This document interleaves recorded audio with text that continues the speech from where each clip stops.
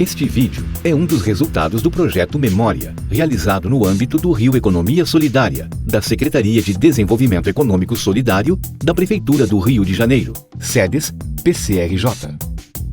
O programa Rio Economia Solidária foi um dos projetos desenvolvidos pela sedes PCRJ, com sua execução tendo acontecido entre novembro de 2009 e dezembro de 2012. O Rio Ecosol aconteceu em 4 territórios: Complexo do Alemão, Complexo de Manguinhos, Morro Santa Marta e Conjunto Habitacional Cidade de Deus. Ouvir os moradores, tornando-os protagonistas de seu presente, colocando na tela a história de suas vidas, alegrias e tristezas, foi o objetivo maior. Na memória de cada um, nas suas diferenças, encontram-se, ao cabo, fios condutores da memória dessas comunidades. Essas comunidades nunca se resignaram e muito lutaram para melhorar suas vidas. Mesmo sofrendo historicamente a ausência de infraestrutura e urbanização, mesmo sendo compostas na imensa maioria por moradores pobres, sempre lutaram. O início, a chegada. Os moradores pobres do Rio de Janeiro começaram a ocupar os morros e encostas pouco valorizados já a partir do final do século XIX, quando os egressos de Canudos ocuparam o atual Morro da Providência, sem condições econômicas de ocupar áreas já urbanizadas e mais caras. Foram fundamentais, com sua força de trabalho, sua história e sua cultura, para o crescimento e a construção do que é o Rio de Janeiro atual. Hoje, na primeira década do século XXI, eles já representam 1 em cada 6 habitantes, somando mais de 1 milhão de pessoas. O Rio de Janeiro é a cidade com a maior população vivendo em favelas de todo o país, como revelou o censo do IBGE de 2010 sobre o tema. São 1.393.314 pessoas nas 763 favelas do Rio, ou seja, 22,03% dos 6.323.037 moradores da cidade. Chegaram em momentos distintos, ocupando regiões diferentes da cidade, desde as primeiras favelas no centro da cidade, as da Zona Sul, que sofreram o forte impacto das políticas de remoção na década de 60 e 70, até a atual expansão para a Zona Oeste e a Barra da Tijuca. A história é uma e muitas. Na tentativa de obter dignidade e melhorar de vida, a partir de origens que ajudaram a forjar a multiplicidade cultural e ética de nossa cidade. Eles vieram de todos os cantos do país, do Nordeste na sua maioria, mas também capixabas e mineiros, alguns nortistas. A eles se juntaram os negros pobres, ex-escravos inicialmente, desqualificados em virtude da falta de acesso à escolaridade. Depois, muitos moradores do Santa Marta ajudaram a construir os primeiros prédios de Copacabana. Muitos moradores da Cidade de Deus foram porteiros, faxineiras e domésticas das classes médias e em ascensão na Barra da Tijuca. Muitos moradores do Complexo do Alemão ajudaram a construir a riqueza das indústrias do entorno da Penha, nas décadas de 60 a 80. Muitos moradores antigos do Complexo de Manguinhos ajudaram a construir a Avenida Brasil. Eu tenho 84 anos. Cheguei na Cidade de Deus no dia 16 de fevereiro de 64. Não tinha nada aqui. Só pó. A casa que nós entramos tinha aonde pó vermelho em casa. A minha salvação é que eu trouxe muita coisa do Maracanã. Trouxe cama para as crianças, trouxe colchão, trouxe tudo. E aí ficamos aqui, né? Não tinha armazém, não tinha açougue, não tinha padaria, não tinha nada. Tudo que a gente queria tinha que ser na previsão. A Cidade de Deus foi uma comunidade planejada para 25 mil habitantes pelo então governador Carlos Lacerda, no contexto de suas políticas de remoção de favelas, especialmente aquelas da Zona Sul. Teve sua inauguração apressada pelas enchentes que assolaram o Rio de Janeiro no final de janeiro de 1966. Lacerda transferiu então para lá diversos desabrigados pelas enchentes, além de removidos da Zona Sul e outros moradores. Aí, Dona Elza me contando a história, e foi o pessoal da Praia do Pico, veio para cá no dia 13 de fevereiro de 96. Que foi considerado a fundação realmente da cidade de Deus. Eu moro aqui há 33 anos, nessa casa, né? Eu cheguei no Rio há mais de 40, que eu sou da Bahia, há mais de 40 anos que eu moro no Rio. Cheguei aqui com 16 anos. Aí morei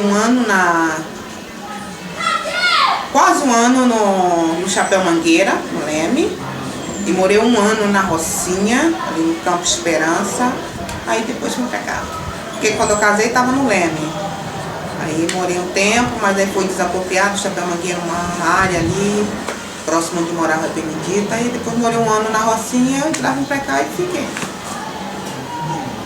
Tive filhos, meus filhos nasceram 2 aqui. O mais velho nasceu no Chapéu Mangueira. Ele hoje está com 34 anos. Aí todos os 3 já estão casados.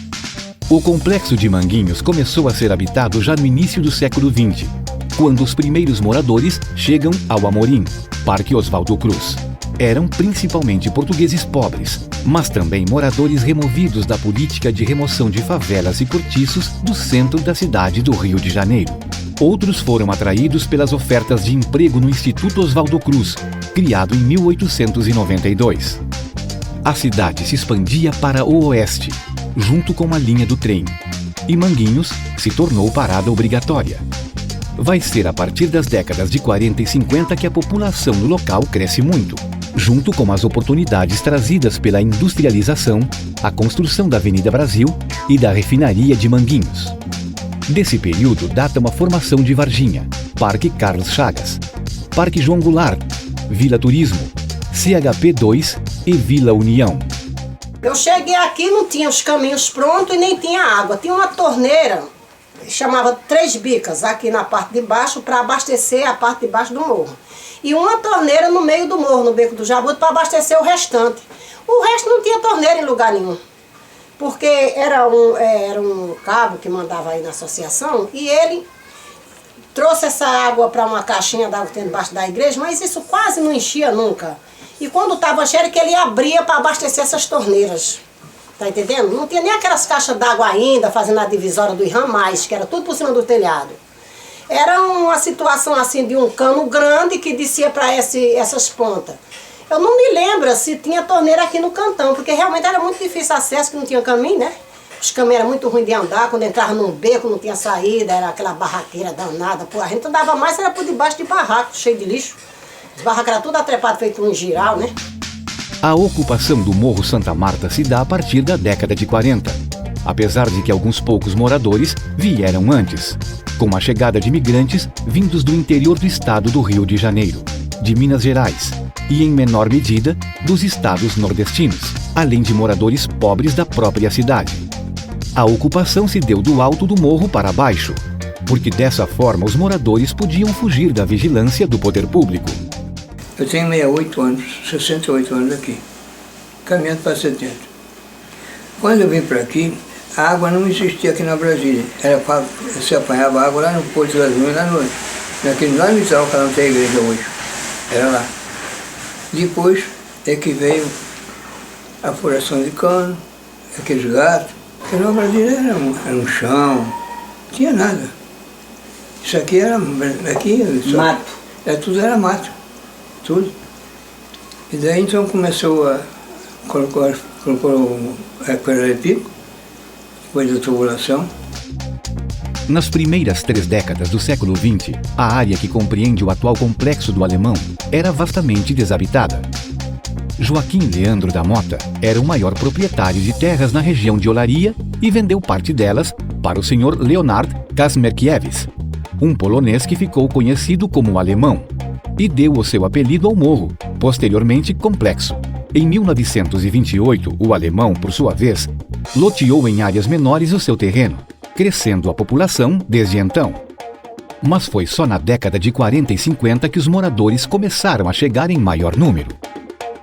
Meu nome é José Almo Fernandes. Eu sou nascido em 3 de agosto de 1936. Eu sou do Cambuci Norte Fluminense. e saí de lá para servir o Exército em 56. Servi na Vila Militar. Na Vila Militar, eu voltei de novo, aí eu tive que ir em Brasília, morando na casa do cunhado, um determinado tempo, até eu servir o Exército. Saí dali, saí do Exército, voltei para a roça, fiquei mais uns 4 anos, casei lá. Quando voltei, já trouxe 2 filhos. Aí vim em 63. Em 63, mais ou menos, 63. Eu vim pra Cidade de Deus, né, muito pequenininha, vim pra cá na enchente, né. E fui uma das pessoas também que ajudou a construir, né, o desenvolvimento de nossa comunidade aqui em Cidade de Deus, né. A minha família veio pra cá, nós viemos lá do Morro da Formiga, nós viemos da Praia do Pinto, nós viemos da enchente. A nossa casa não caiu na época, mas estava condenada, então nós ficamos um tempo lá no Maracanã e depois viemos aqui para a Cidade de Deus. E era tudo assim, muito difícil. Aí comecei a gostar de capoeira.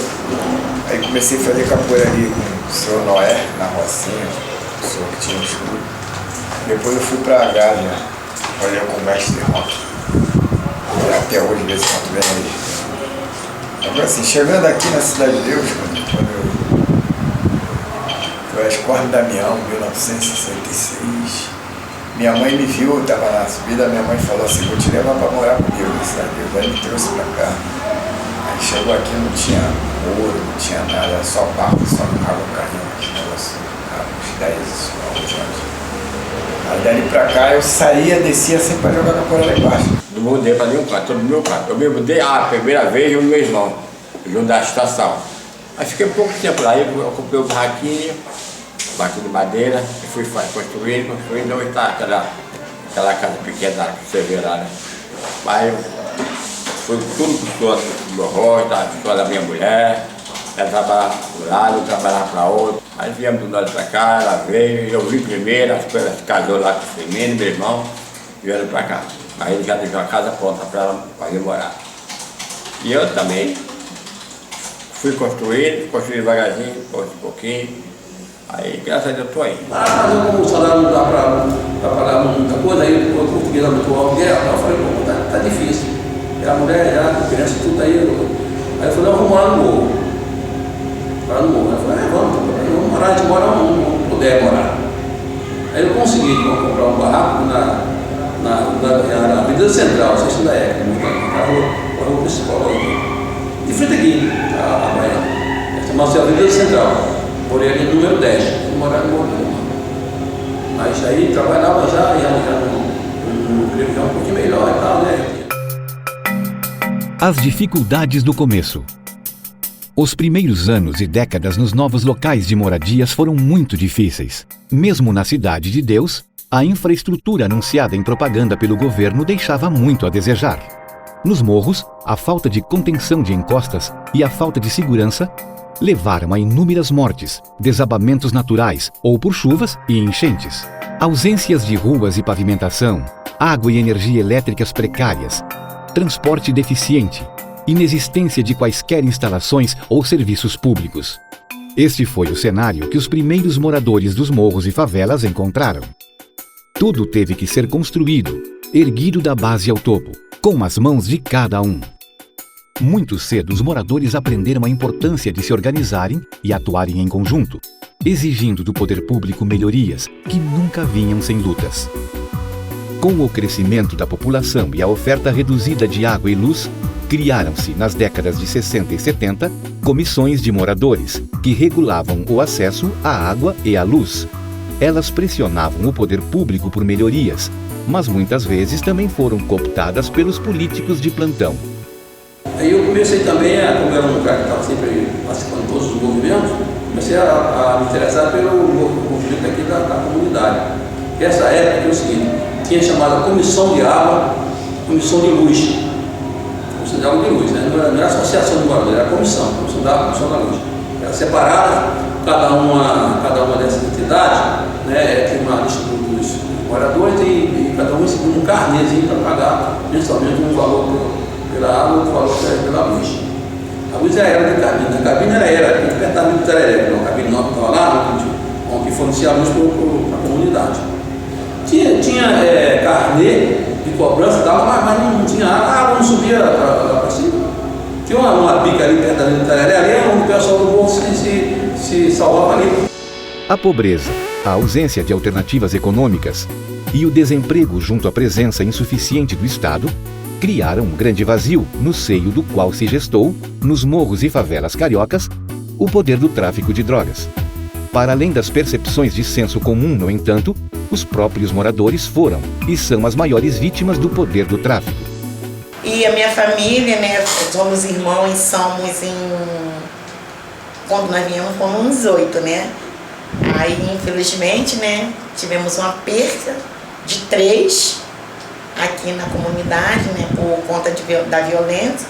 E eu costumo falar, né, que eu perdi, né, triste, né, porque a gente perde o nosso ente querido, é muito dolorido, mas eu também gosto de explicar, porque a minha família foi vítima, realmente, mas também os meus, infelizmente, fizeram muita vítima, porque eles viviam essa vida triste aí em Cidade de Deus. Mas isso, pra mim, eu consegui superar, entendeu? Nós consegui tentar fazer uma nova etapa, uma nova vida, porque eu na minha concepção, eu achei que a gente poderia fazer alguma coisa pela comunidade, pela Cidade de Deus, porque a gente tem mania de cobrar só o poder público, mas eu acho que cada um poderia fazer a sua parte. E eu lá atrás, eu tive em mente em cuidar de criança. Porque o João Batista, na realidade, foi realmente um líder comunitário digno, com todas as letras maiúsculas. Porque graças a ele, o CEP João Batista está aí, o posto de saúde está aí, entendeu? Só que a comunidade se perdeu. Se perdeu porque eu achava de uma maneira muito drástica. A procura por locais para morar por parte dos migrantes recém-chegados ao Rio de Janeiro criou uma grande pressão populacional em diversas regiões, que só pôde se resolver, muitas vezes, quando os moradores ocupavam terrenos não utilizados. O caso do Morro da Baiana, no Complexo do Alemão, é emblemático. Quando nós fizemos aqui a ocupação, vieram o pessoal daqui do Alemão e o pessoal da Branda também, que é tudo pegado ali, tudo junto e tal. Então, e nessas comunidades, tem muita gente que não tem sequer uma barraco. O cara mora no barraco, nem que ele pague R$100 por casa, até hoje tem, não tem barraco. O cara mora de aluguel, né? Então aí juntou um grupo lá, aí nós da associação e da pastoral, chamamos de família pastoral,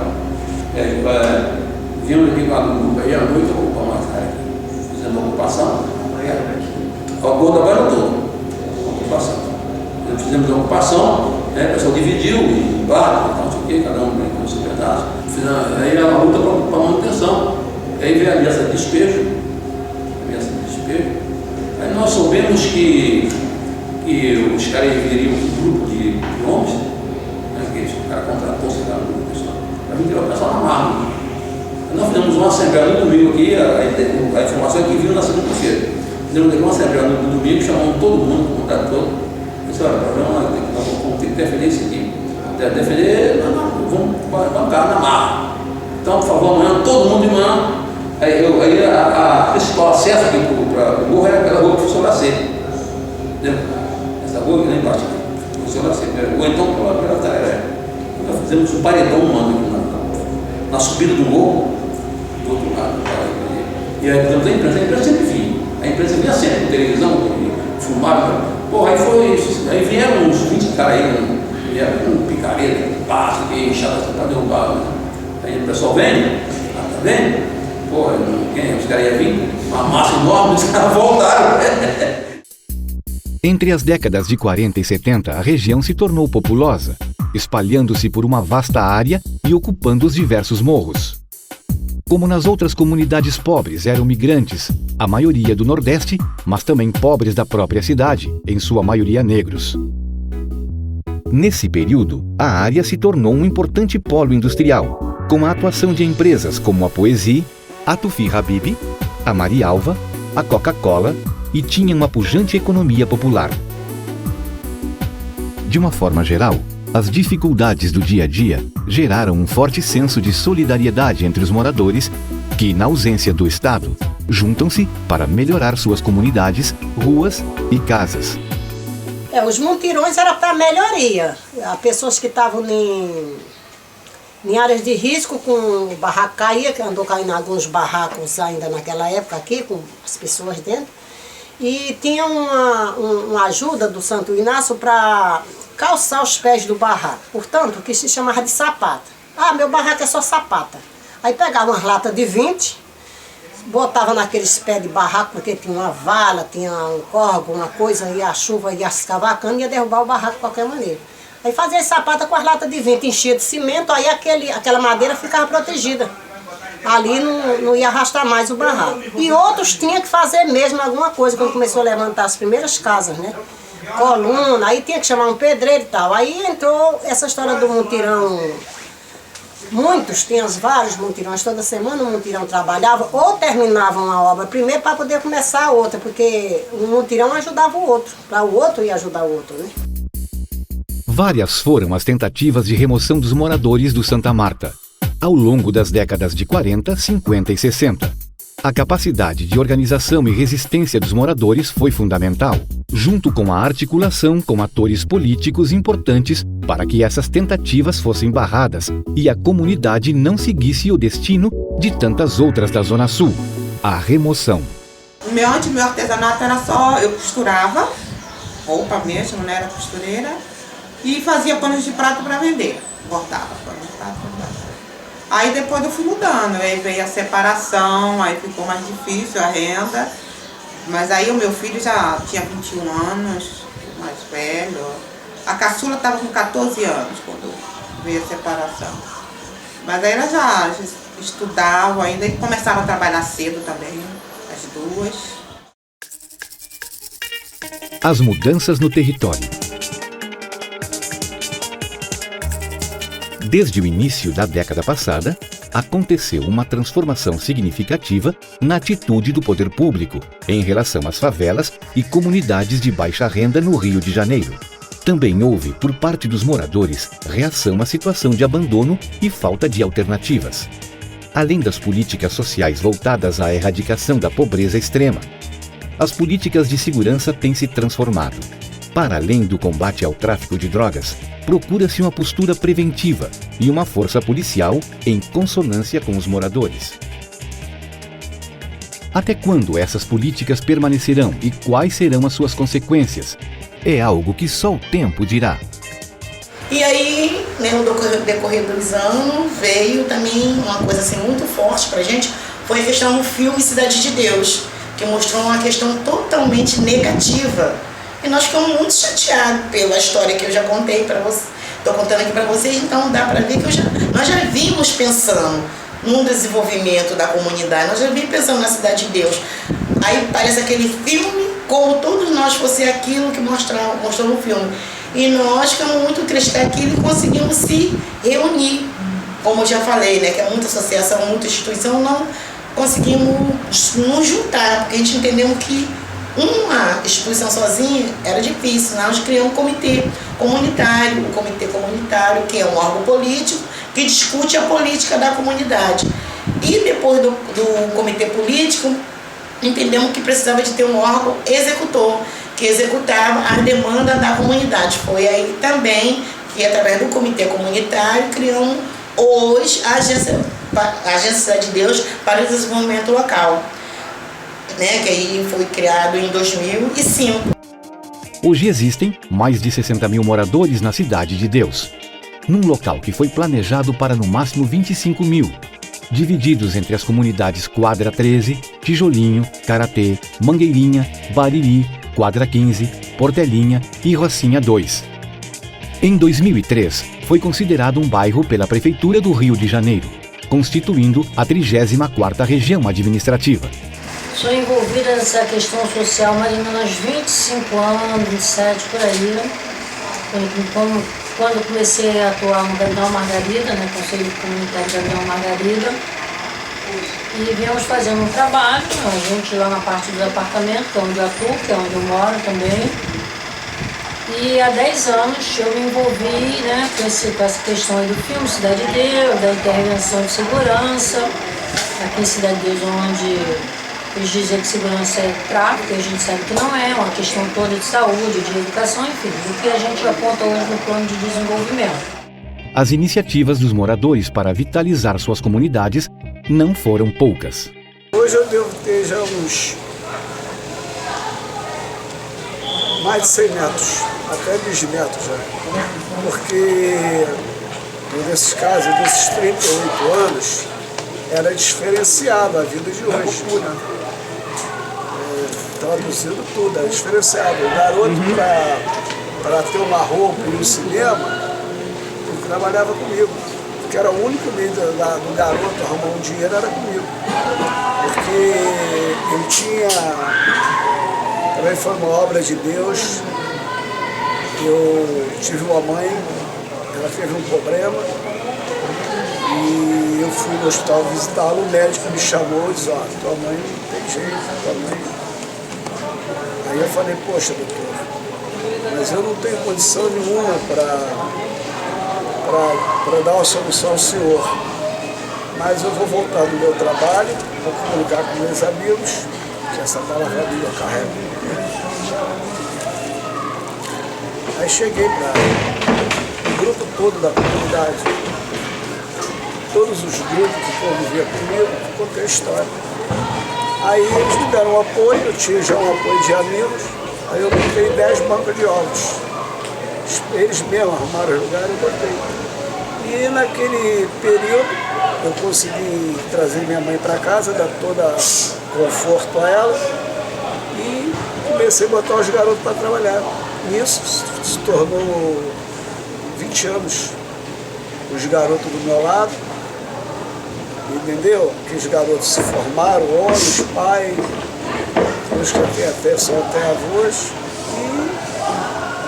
E quando Deus achou que eu teria de parar, deixei todos eles numa vida, um exemplo de viver. Alguns falharam, alguns ainda estão com problema, outros morreram, mas 99% foi válido tudo que meu tempo de vida aqui no Brasil.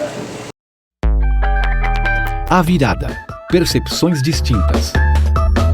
As transformações nos territórios, no entanto, têm sido avaliadas de forma distinta pelos moradores. Poucos negam que melhorias têm sido feitas, mas quase todos desconfiam da continuidade da política de seguranças. Assim como muitos querem participar mais da definição das obras e melhorias de suas comunidades. Apesar de estar dentro da Zona Sul, era uma comunidade de dormitório praticamente. Porque a mente do jovem, ele não tem uma mente para o empreendedorismo, ele tem uma mente para o mercado. Eu tenho que ir para o asfalto trabalhar em alguma coisa. Eu preciso aprender uma profissão para trabalhar fora daqui, porque aqui você não tem como desenvolver. Entendeu? Então a gente tem esse projeto ligado à economia solidária, mas mais uma vez, né, você tem um produtor e o grande barato desse produtor é expor no quiosque como foi feito. Então as pessoas têm recurso para comprar. Entendeu? Aqui a gente tem uma forma de turismo que não é o que a gente quer, não é o turismo comunitário. O Santa Marta possui hoje quase 5.000 moradores. E a topografia do morro, a diferença dos outros, impede o crescimento populacional. Apesar de uma quantidade razoável de investimentos públicos, os moradores continuam insatisfeitos. Os recursos não são coordenados, o que leva ao desperdício. Várias regiões, principalmente as de mais difícil acesso, não recebem recursos. Esse projeto está terminando e deixa esse legado, que deixa todo o equipamento para a gente conseguir, né, dar um andamento. Nós já fizemos hoje, se eu não me engano, por conta da comissão local, acho que, se eu não me engano, já fizemos 6 feiras de economia solidária, por iniciativa nossa mesmo da comunidade. E tudo aqui é assim. Algum dia veio uma cesta básica aí, não sei se foi 200 ou 300 cesta básica, mas foi selecionada dele. Poxa, tem alguém que precisa mais de uma cesta básica do que uma casa como essa que tem que botar 2 quilos de arroz no fogo no almoço, 2 quilos na janta? com esse monte de filho, com esse monte de neto, e ganhando o salário, que agora que aumentou o governo, deu um cala-boca, achou que deu grande coisa. Os moradores não procuram apenas saídas individuais para a crise. Alguns vêm também se organizando em cooperativas, como é o caso da Cooperativa de Reciclagem de Resíduos Sólidos, fundada e coordenada por Adenaide Alves da Fonseca, popularmente conhecida como Dona Pretinha de Manguinhos. Lá trabalham 15 pessoas, mas eles contam com muitas dificuldades. Eu via muita gente desempregada dentro da nossa comunidade, passando necessidade. Aí o que eu fazia? Eu ia procurar deputado, esses candidatos, para arrumar cesta básica para o pessoal, que eu não aguentava ver aquele pessoal com fome. Eu resolvi abrir essa reciclagem, fiz um curso na Caritas, aí comecei capacitando o pessoal. A reciclagem começou lá na Mandela 1, no conjunto Nelson Mandela, mas era um quarto muito pequenininho. Nós começamos a coletar, fazendo coisas e levando para lá. A Caritas tinha me dado uma máquina que, graças a Deus, ainda tenho ela até hoje. Dali eu comecei a andar mais, pedir mais. Fui até a Colube, conversei com o pessoal da Colube. Lá eles me deram um apoio e me passaram para mim a coleta seletiva. O que acontece? É 2 caminhões, é uma gaiola, que o lixo é todo reciclado, já todo separado. E a varginha também ficou muito pequeno para mim. Eu estava sem esteira. Aí o pessoal ficava mais fazendo a catação na rampa. Então não dava, entendeu? Aí eu tive que sair de lá da Mandela, lá do Manguinho, para vir para cá. Mas eu faço parte do meu Manguinho. Eu sou histórica de Freguês. Hoje, o complexo de Manguinhos possui cerca de 30 mil habitantes, espalhados por 16 comunidades. Apesar do fechamento de muitas fábricas na região, principalmente nas décadas de 90 e 2000, a população não deixou de crescer. Ao longo das décadas de 90 e da primeira década do nosso século, muitas novas comunidades se formaram. Mandela de Pedra, Embratel, Nova Mandela, Conjunto Samora Machel, Nova Era Embratel e Vitória de Manguinhos, Conab. Expectativa de futuro.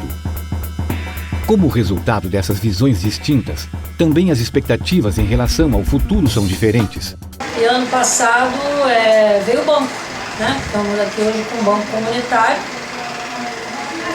onde a gente atua entendendo que isso aí ajuda muito no desenvolvimento local, onde tem as moedas sociais, as moedas CDD, para poder dinamizar a economia solidária aqui, né? Que é através da moeda que a gente vai conseguir fazer o maior desenvolvimento por conta da economia, que pode reter a maior parte aqui da cidade dele através das moedas, do uso das moedas, onde a gente tenta o tempo inteiro fazer ela circular, através do comércio. A UPA atende, mas falta muito. Também tiraram aqui na Fiocruz, aqui só está atendendo a Varginha e Mandela 1. Mandaram tudo, clínica da família. Aí você chega lá, o ortopedista, assim, não tem nem na Fiocruz, quanto mais em outro lugar. Aí o que mais falta, por exemplo, pediatra, o que mais se precisa, né? O que mais falta nessa vida? Entendeu? Aí um pediatra aqui na Fiocruz só se for uma coisa leve. Hoje, o Complexo do Alemão possui mais de 85 mil moradores, divididos entre as seguintes localidades: Itararé, Estrada do Itararé, Morro do Adeus, Morro do Alemão, Morro da Esperança, Nova Brasília, Morro dos Mineiros, Reservatório de Ramos, Casinhas, Palmeiras, Mourão Filho, Piancó, Grota e Alvorada. Os investimentos públicos que vêm sendo feitos recentemente, bem como o chamado processo de pacificação através das unidades de polícia pacificadoras, UPPs, são motivo de discussões entre os moradores, que querem maior participação na definição do que deve ser feito. Porque senão não resolve. Você não tem uma área pacificada, a população vive na miséria absoluta. Você vai ter pacificação dessa forma? Você não tem. Eu espero que as coisas para o lado certo, depois a gente tenta até usando, né? As comunidades pacificadas, né? Condições de habitação para todo mundo, a garotada em escola, curso de formação, de qualificação profissional.